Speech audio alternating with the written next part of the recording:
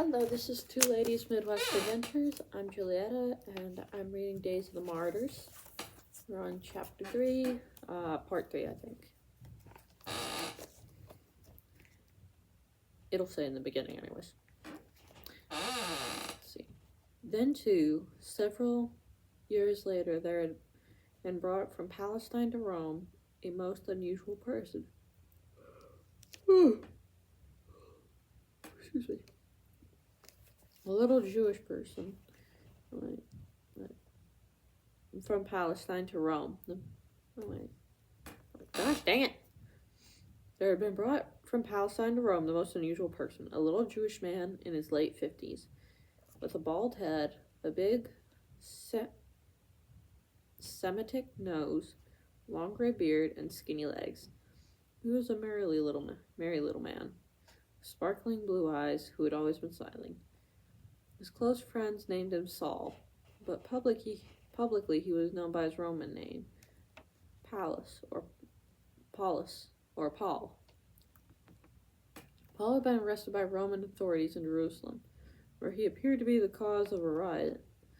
Originally they thought he was some sort of revolutionary, but even when the governor ascertained that this was not the case, the Sanhedrin and Jerusalem exerted so much pressure that Paul had been kept in custody for 2 years.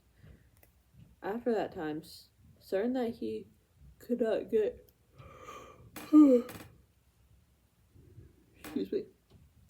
a fair trial in Jerusalem, Paul had appealed to Caesar, which meant that his trial would be moved to Rome to be judged by the emperor in person. 2 years went by before Paul obtained his hearing before Nero. During that time, the apostle was under house arrest, but was allowed to meet with members of the large Christian community at Rome. At last, around 62, he had his trial. No one is certain of its outcome, or even the charges leveled against Paul. Most likely the charge was sedition. Jerusalem ruling class, according to Josephus, normally had the ear of the empress. It is likely that they used their influence with her to lobby Nero against Paul. Very possible. They suggest the emperor that his renegade rabid was disloyal to the gods of Rome, that he professed to work on behalf of a king whose aim was to conquer the whole world. Most scholars believe that Paul was acquitted.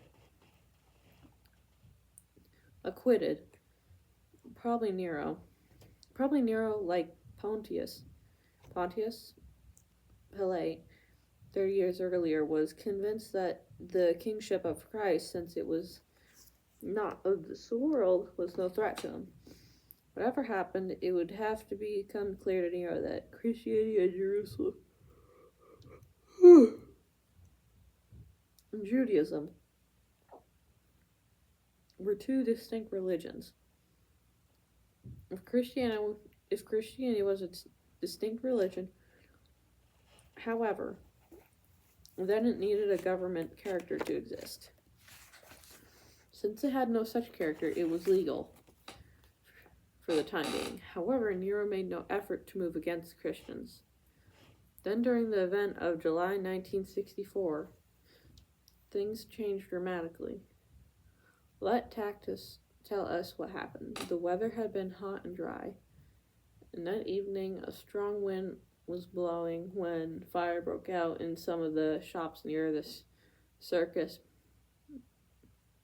Maximus, which sold inflammable goods. Fanned by the wind, the conflagration instantly grew and swept the whole earth of the circus. There was no walls, mansions, or temples, or any other obstructions which could arrest it. First, the fire swept violently over the level spaces. Then it climbed the hills, but returned to ravage the lower ground again. It outripped every countermeasure.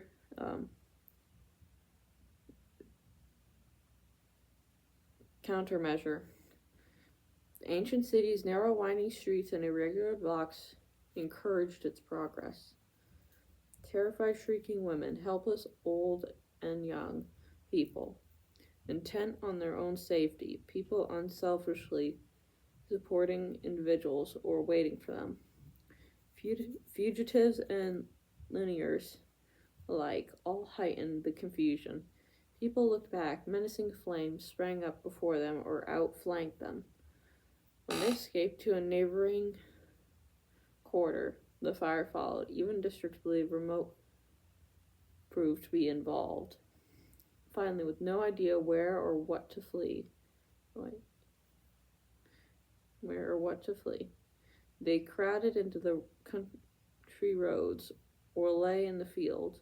Some who had lost everything, even their food for the day, could have escaped, but preferred to die. So did others who had failed to rescue their loved ones. Nobody dared fight the flames. Attempts to do so were prevented by menacing gangs. Torches, too, were openly thrown in by men crying that they acted under orders, or they may have just wanted to plunder unhampered. Nero was at Anzo when the fire broke out, and returned to find that the fire menacing the imperial palace assumed the entire area of Palatine Hill, with all the imperial apartments, was in flames. Nero acted completely and inhumanly. He opened the remaining public buildings as well as his own private parks to the homeless. He also constructed emergency accommodations. He saw that food was brought in from the neighboring towns. The price of corn was cut so that the destitute could afford it.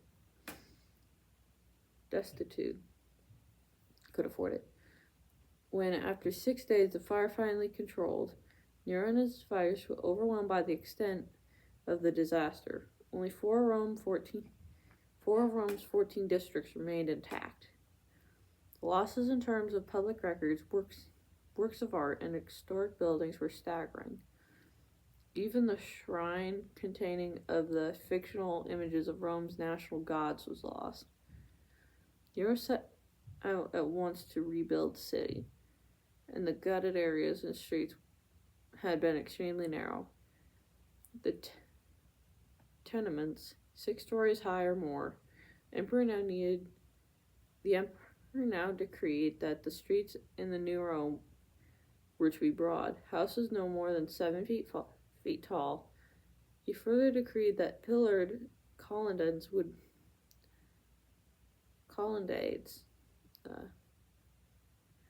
be constructed on either side of the street in front of each dwelling place to provide shade and lessen the danger of fire. Numerous courtyards, gardens, and public parks were designed. Row houses were forbidden. Each dwelling was surrounded by land on all 4 sides. The lower story of each building had to be built on fireproof stone, and no wooden beams were allowed below the 2nd floor. Moreover, every house was supplied with water, conduits, and public fountains were provided on every corner.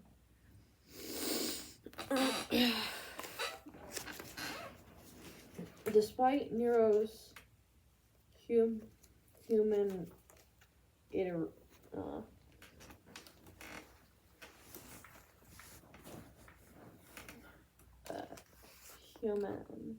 iteration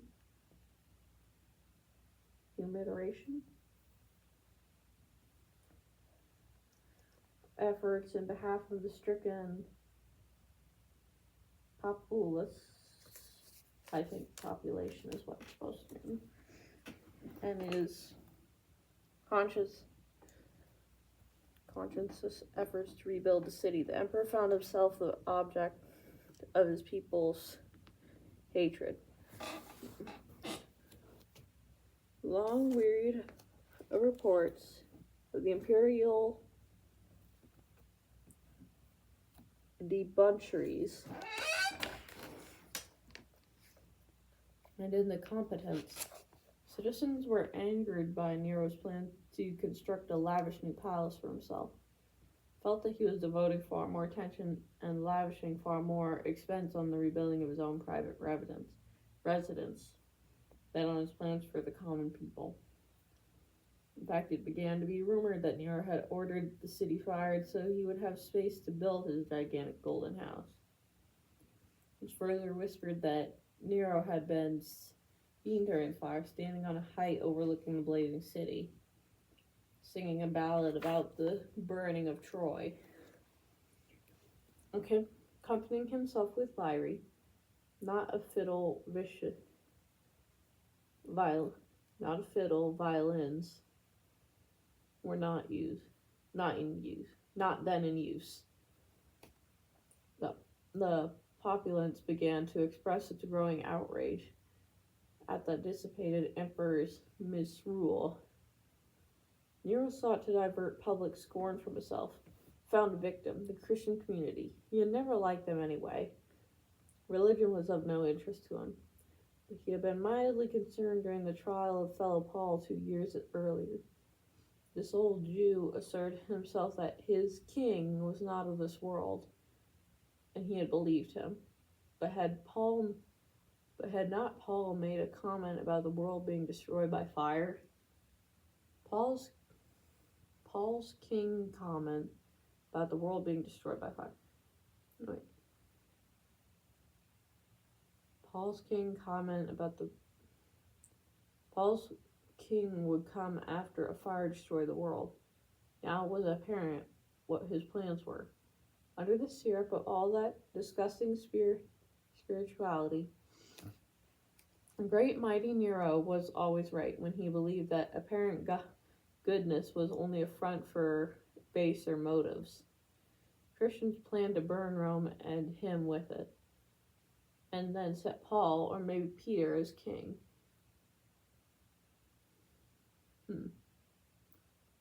He saw through this cunning malignity. This old Jew had duped him. Now he was going to get even with Peter and Paul and their followers.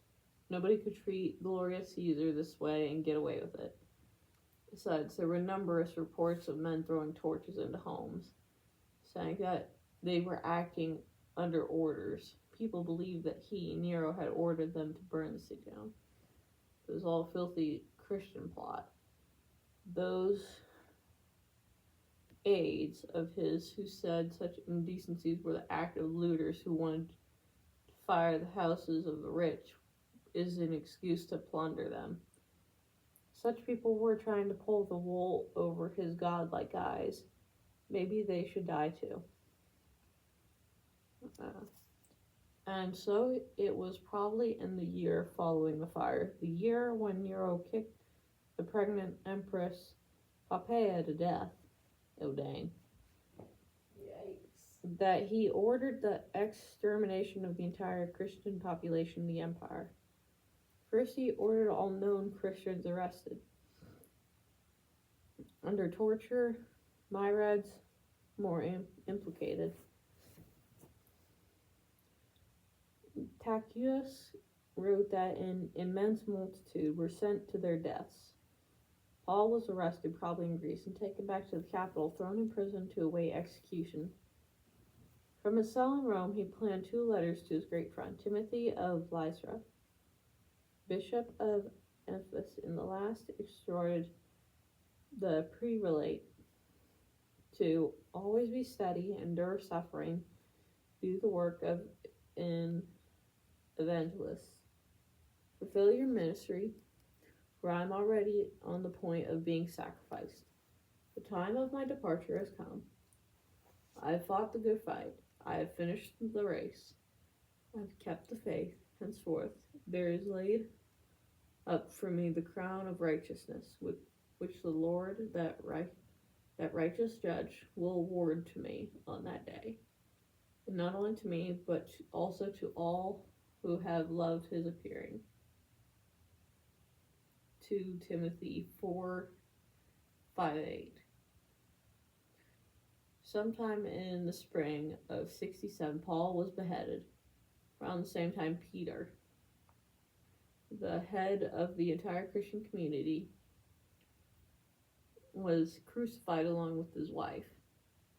Peter apparently had been in Rome at the time of the fire. and escaped the flames with his wife and invalid daughter.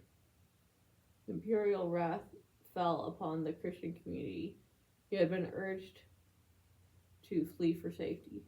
As for some, brethren were convinced that the faith could not be preserved without him. Peter was then 70 or more. What were they doing to do in the event of his death and from natural causes? Peter was thus persuaded to leave Rome. Hiding on the outskirts of the city, he dreamed he saw Jesus, as if the Master were entering the city with a crossbeam strapped to his shoulders, just as Peter had seen him in Jerusalem so many years before. Quo vadis? Asked Peter in Latin. Where are you going? The Lord replied with that he was going to Rome to be crucified again. When Peter woke, he realized that it was not God's will for him to flee, that now he was to share literally in his Lord's passion. Doubtless, he remembered the words of his risen Lord so many years before. Truly, truly, I say to you, when you were young, you geared yourself and walked where you would. But when you're old, you will stretch out your hands, and another will rid you and carry you where you do not wish to go. And Peter also remembered the words that followed, follow me. John 21:18 through 19. And he followed. Okay, I'm going to stop it there. So,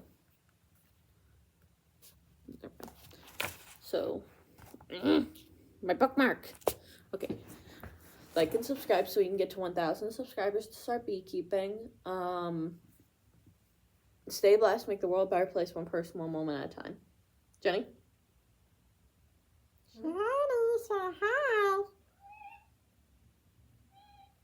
You gotta be a little louder. A little louder. A little louder. Okay. Bye. Like and subscribe so we can get to 1,000 subscribers so we can start beekeeping.